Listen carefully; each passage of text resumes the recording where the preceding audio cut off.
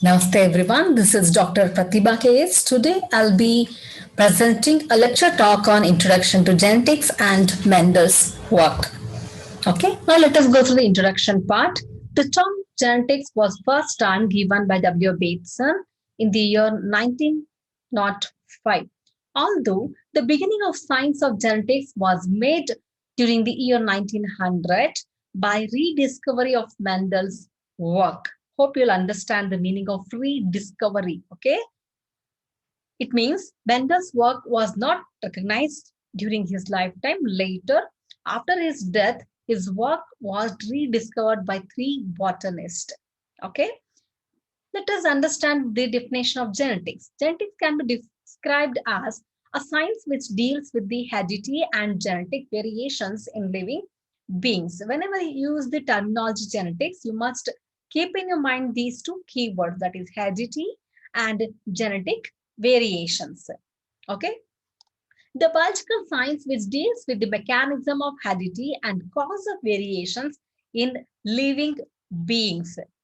Okay. Living beings, that is nothing but formation of new species. We can see some of the variations. Heredity is therefore fixed for a particular individual. Okay. This is an evident fact that the living beings have unique individuality, right? Each person is recognized from other person in a variety of ways, right? The character which provides individuality to a species are said to cause variation among the species. Okay, the heredity and variations plays an important role in the formation of new species. Okay, the word genetic was derived from the Greek word that is root gen, which means to become or to grow into. Okay, be with me. Variations. Variation, on the other hand, are mainly two types, namely heredity and environmental characteristics. Genes are responsible for various traits or characters of an organism, right? Therefore, genetics also includes a study of the relationship between genes and traits. Okay, you can pause this video and make a note of this information. Now, let us understand what is this genetics. Genetics refers to transmission of expression, okay, evolution of genes, molecules that control the function, and this genetic responsible for the development of the organisms. Our genes are responsible for the development of the organism. Okay, then this genetics are genes which are present in the individual responsible for the ultimate appearance of individuals. Okay, the transmission of characters from parents to offspring is known as heredity, right? The offsprings of cats are cats. Those dogs are dogs, etc. It was well known that children tend to resemble their parents or even its grandparents or its uncle or aunt. There are also differences between them, right? For example, you can see your nose and your grandparent nose will look similar. Our eyes look very similar. Okay, this resemblance and variation is the result of heredity. Hereditary characters are transmitted from parents to offspring through the basic unit of heredity called a gene. It means you can also define this gene which is a segment of DNA which instructs the cell to synthesize proteins, okay, and which transfer from one generation to the another generation. Hence, the science of heredity is called genetics. Hope you are able to follow me. The principles of genetics have become known comparatively recently in human history.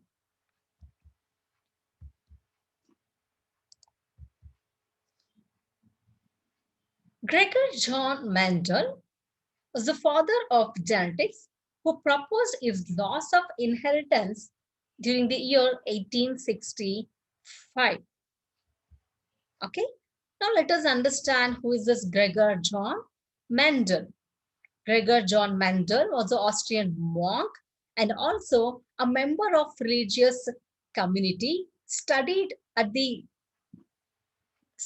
about the inheritance of traits in pea plants specifically. Okay, he developed the laws of inheritance. Who? Gregor John Mendel. Mendel's work was not recognized until the turn of the 20th century. Okay, that's why I mentioned in the beginning there was a rediscovery of Mendel's work, because when he explained about the heredity and variations, nobody accepted. Now let us go through the history about Gregor John Mendel, who lived from 1822 to 1884. Gregor John Mendel was the pioneer of the classical geneticist. He was the classical geneticist.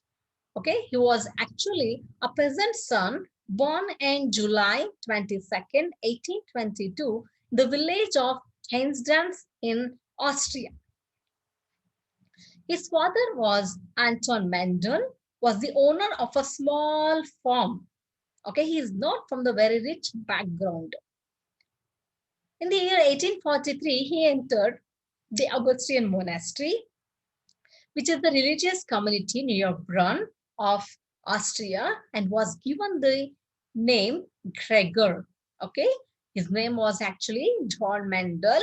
There, during was working as a priest. Okay, Augustine monastery. He received the name Gregor, and he became Gregor John Mendel.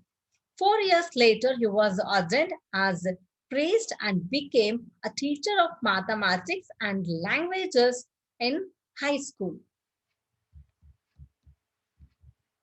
Stay tuned with me. Further, besides performing his duties, he took keen interest in natural sciences. Okay, in the year 1851, he was set to study natural science at the University of Vienna, from where he returned to Brunn as a teacher of science in the year 1853. In the year 1856, he began to collect numerous varieties of garden pea, and he conducted hybridization experiments on pea plants in the monastery garden in his free time.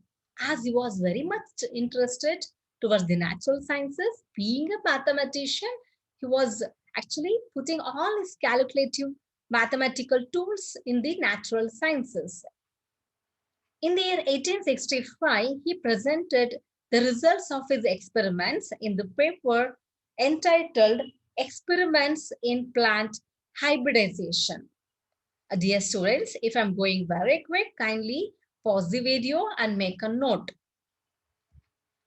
because this history of Mendel is very, very important. Last point here, in the year 1866, the work was published in the Natural History of Society of Brunn journal was published. Okay. Further, the journal was distributed to library in Europe and America. Okay. Mendel's work was neglected for several years and remained unnoticed, okay, unappreciated. And no one read it in the 19th century. Okay. Later, Mendel became involved with administrative duties in the monastery, and he died in the year 1884, unrecognized, whatever he has contributed to the field of natural science and to the field of heredity or about the genes.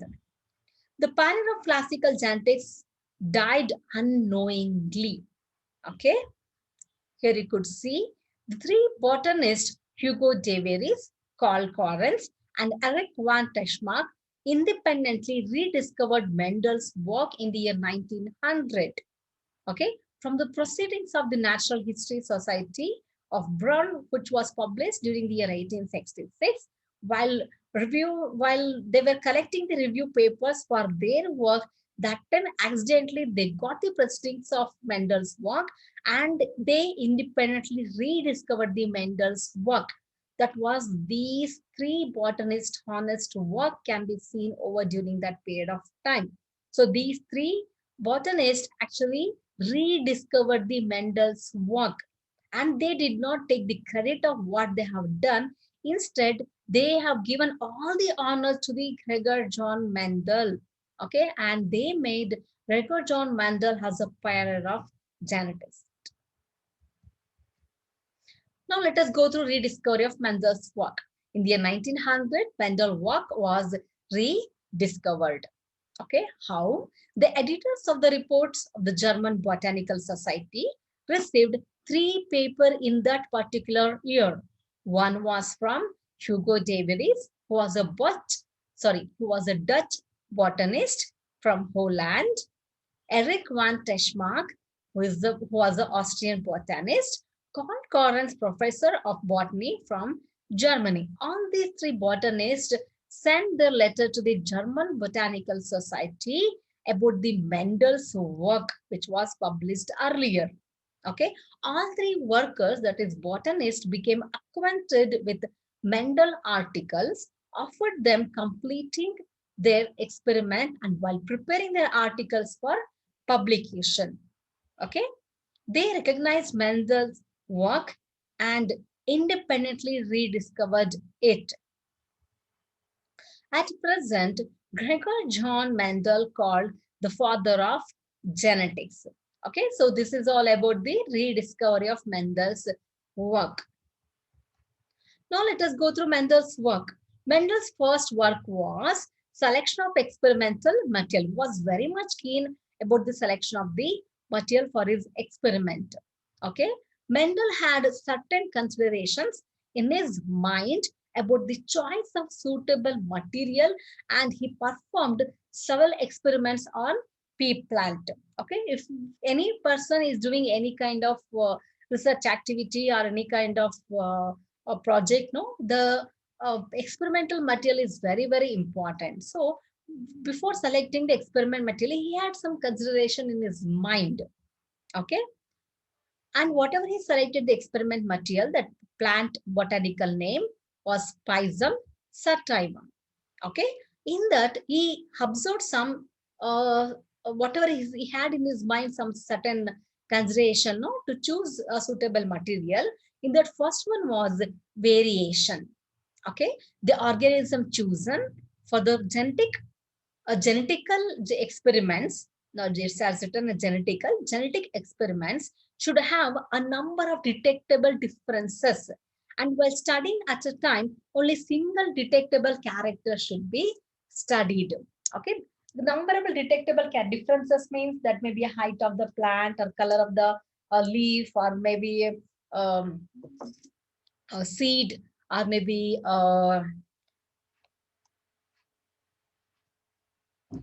color of the flower, etc. Like that, he observed some detectable differences. If anybody is taking some any experimental material, there must be some variations or detectable differences must be there. And while studying the differences, only one detectable character should be considered. Not at a time altogether. You can't take like height of the plant and color of the plant, color of the pod, or color of the seed. Okay, like that, seed coat, leaf, everything should not take together. You need to take single detectable character should be considered. So that is about the variations he observed. The reproduction, the chosen plant organism should be sexually reproducing to observe the different kind of variations, and also to understand the hereditary characteristics of that particular plant system. Okay, then third one, controlled mating. Okay, the chosen plant organism should be able to mate in controlled or well-planned conditions. So all these consideration he had in his mind before choosing that experimental material. Then fourth one is short life cycle. The chosen organisms should have very short life cycle. Okay, a short life cycle means that we should be reproduced in a very less period of time. If there for the next generation, if that takes around 2 months, 3 months, 4 months, it will be very difficult. Fifth point, large number of offsprings. The organism chosen should produce large number of offsprings to study the different kind of variations. Okay, then convenience in handling that particular experiments, okay, while doing the experiment. The experimental spaces should be of a type that can be maintained conveniently and that must be compulsory, inexpensive in the laboratory. Okay, so these are the some of the points he had in his mind for before selecting the experimental material. Okay, so let me recall here. The first one was his first work was selection of experimental material. So on these 6 points, you supposed to write under selection of experimental material. Okay, the first work, selection of experimental material, 6 points you should mention. Second point, Mendel selected 7 pairs of contrasting character for his hybridization or cross experiment. Okay, so here you can see the pea plant character studied by Mendel, like character studied seed shape in the dominant and recessive character also he separated smooth or round. Okay, then recessive character that is wrinkled, then seed color yellow, green, recessive, pod shape inflated, wrinkled or constricted. Okay, then pod color green and yellow. Okay, then flower color that is purple, white, then flower position on stem that is axial, at tip that is terminal. Okay, then the seventh last character that is stem length, tall and dwarf. Okay, Mendel found edible pea plant that is Pisum sativum a best material for his hybridization, and he selected the all these particular 7 characters to study in detail. Okay, first one was selection of the experiment material. Then the second one was the 7 pairs of contrasting character for his hybridization experiment. Okay, Mendel's experimental results were like this. When he was doing the different crossing experiments, he found the dominant characteristics and the recessive characteristics. Okay, here you could see this is the flower of the pea plant.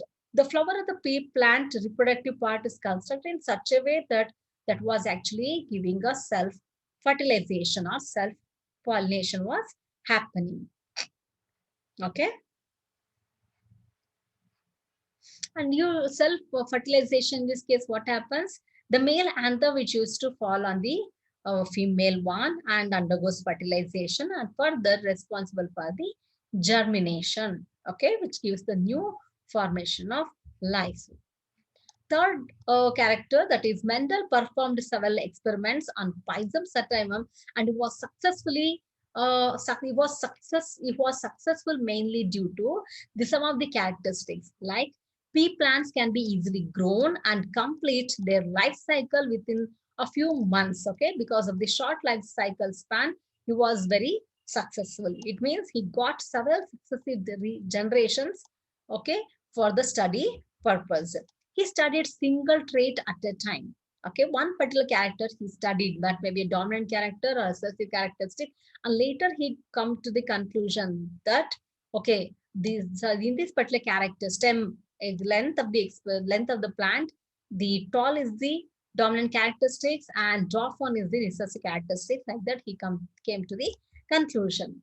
He also performed several identical mating so that large number of progeny can be studied. Only tall which crossed, or only dwarf were crossed. Like that, with 7 characteristics, he did the identical mating. Okay, he selected several pairs of traits in pea plant. In all those, one trait is dominant, has dominant, and other as recessive. Okay, selection of contrasting. Selection of contrasting characters was also done. And at the end, he used to do the data analysis. As he was a mathematician, he was also doing the data analysis.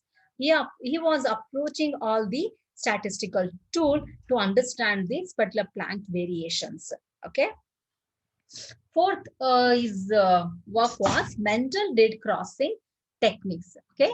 In this crossing technique, he did the self pollination also, and he also did the crossing techniques. Okay, here you could see the male anther, and here you can see the female stigma.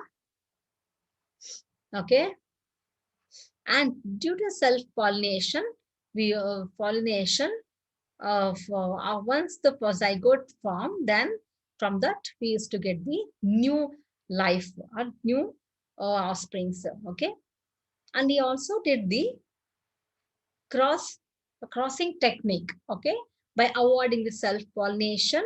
Okay, he did the crossing technique. You can make out here the parts of the flower. This is the petal and this is the ovary, and you can see the ovule. Then this is the sepal, this is style. Okay, and this is the ls of flower. Okay, all these diagrams are not necessary for your reference. Just write Mendel did the crossing technique. Okay, here you can see the pea plant flower. So what he did in this particular crossing technique, besides all the other characters, the pea plant, it is very satisfactory material for the hybridization experiment due to its flower structure. Okay. The flower of pea plants are so constructed that the pollens of a flowers normally fall on the stigma of the same flower and thus affect self-pollination or self-fertilization. Okay, self-pollination, self-fertilization. For hybridization experiment or to crossing experiment, he should avoid the self-pollination or self-fertilization to observe the variations. Okay, so for cross-pollination, he did the emasculation. Okay, what is this emasculation? He removed the anther from the flower in bud stage. Okay, that is before their maturity. We remove the anther. When we remove the anther, what happens? Male part is removed, then self-pollination is not going to happen. Okay. This operation of removal of anther is called emasculation. By using the forceps, okay, needle that can be done. Okay. The stigma is protected against any foreign pollen with the help of covering bag. Okay. And the pollen plant to be used as male parent for the hybridization is dusted by brush on the feathery stigma of the emasculated flower during their maturity. Okay, hope you understood this concept now. For cross pollination, he did the emasculation during that time to prevent this particular fertilization by any other foreign pollen. He covered that particular emasculated plant system with the black bag. Okay, and later the particular stigma was dusted by the other different pollens. Fifth one, he did the reciprocal cross. In each of 7 pairs of character, Mendel crossed plants with one alternative trait as female and those with the other alternative as male. Okay, reciprocal cross were also made, that is the same plant characters or phenotype differ only in their sex. For example, this is the stem length, that is tall, female, dwarf, male. Okay, contrast, tall male, dwarf female. Okay, same plant characteristics, only differ in their phenotype. The population obtained as a result of crossing plants showing characters is called F1 generation. F stands for filial generation. Okay, F is filial.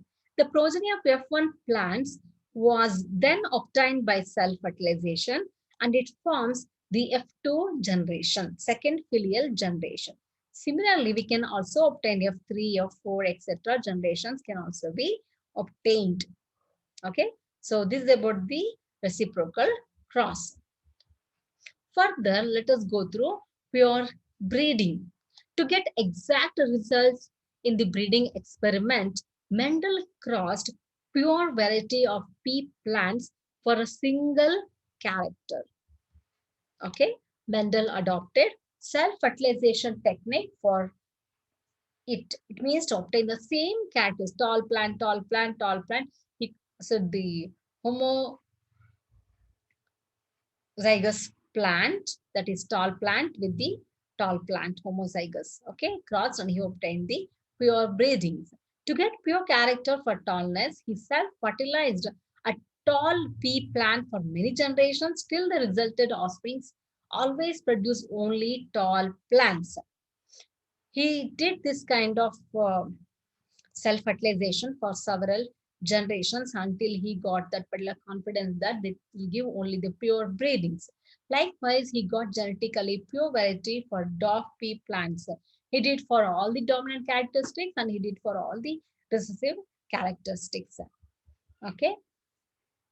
Then seventh work was Mendel cross-pollinated two varieties of pea plant, that is tall and dwarf. He did with the pure breedings also, and he also crossed the two different characteristics. Okay, he went for the cross-pollination. On observation, the offsprings of first generation, he found only tall plants. Okay, that is the F1 generation. He allowed further self-pollination in the offsprings of first generation and made further observations on the offsprings of second generation. He was very astonished or surprised to see that both the tall and dwarf offsprings in the second generation's appearance. Okay, this showed him that the character of dwarfness disappeared in the first generation, but again reappeared in the second generation. Okay. Further, the tall and dwarf plants of second generation were always in the ratio of 3:1. That is, tall is to dwarf. Okay, this is about the Mendel cross-pollinated two varieties of pea plant, tall and dwarf, or maybe any other diff characteristics. Then, eighth character, that is, on the basis of results of his experiments, Mendel recognized the phenomenon of dominance and formulated the following two laws, that is, law of segregation, law of independent assortment. Okay, then ninth one is he explained and worked on monohybrid and dihybrid crosses. Okay, by explaining the two laws, he worked and explained test cross 2. Okay, this is 9. Okay, not the 11. Hope you understood today's concept, that is introduction to genetics and Mendel's work. Okay, so this is all about the Mendel's work. Hope you understood today's concept, that is introduction to genetics and Mendel's work.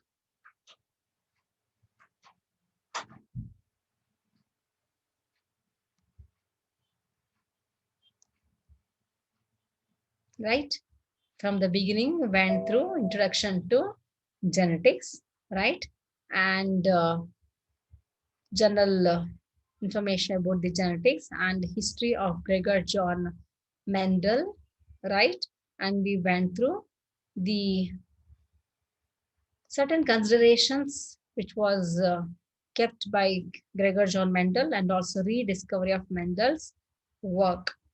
Okay, Mendel's work, first one, selection of experimental material, right? Then second one was he had some certain considerations in his mind, right? Then controlled mating, short life cycle, large number of offspring, convenience in handling the experimental material. Then he selected 7 pairs of contrasting characteristics, right? Then he also performed several experiments on Pisum sativum and he got successful result because of these certain characteristics, right? He also did the crossing technique, that is hybridization technique he did, right? For hybridization experiment, he did the emasculation process, then he did the reciprocal cross, right? Then pure breeding also he did for all the 7 characteristics, and he also cross-pollinated the 2 varieties of the pea plant, right? Then on the basis of the results of experiment, he formulated 2 laws, right? And he also explained the monohybrid and dihybrid crosses by using these 2 laws, and also explained on test cross. So this is all about the Mendel's work. Hope you understood today's concept. Thank you for watching.